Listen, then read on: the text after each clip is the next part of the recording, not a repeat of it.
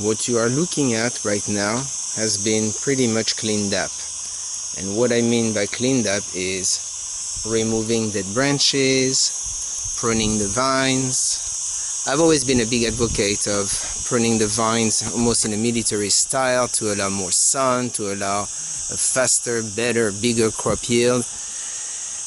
But this year I have done it differently, where I allowed the leaves, the bottom leaves, to die on the vines, and only then I am removing them as I am ready to harvest the tomatoes. The result is an incredible increase of sweetness to the tomatoes, because as the leaves die, as they turn brown, they release nutrients to the rest of the plant, and the tomato benefits from this process in terms of sweetness. Unbelievable. I've always been quite disappointed with the taste of the tomatoes grown on a tower garden. Well, that's until this year. I've done every kind of test, every kind of approach.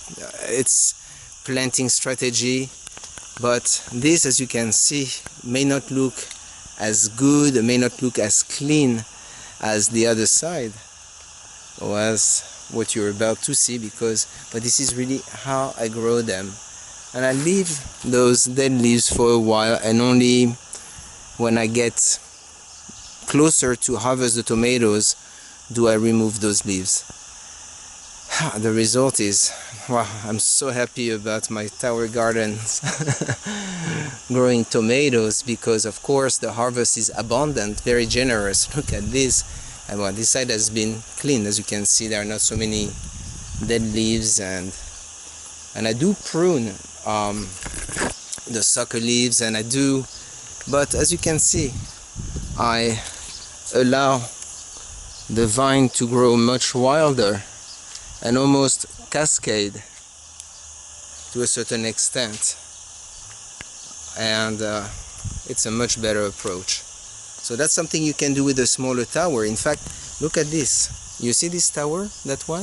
It's a small tower. It's a 7-pot, 28 plants here. I have 4 tomato plants on it, and they go from, it's the equivalent of an extended residential model in the US. And the tomatoes, they basically go all the way up to 15 feet. That's why I had to build this tomato cage. But once again, let the leaves die on the plant and then remove them. Better tomatoes. I hope that I can help you to have a better experience with this tip. Alright, that's it.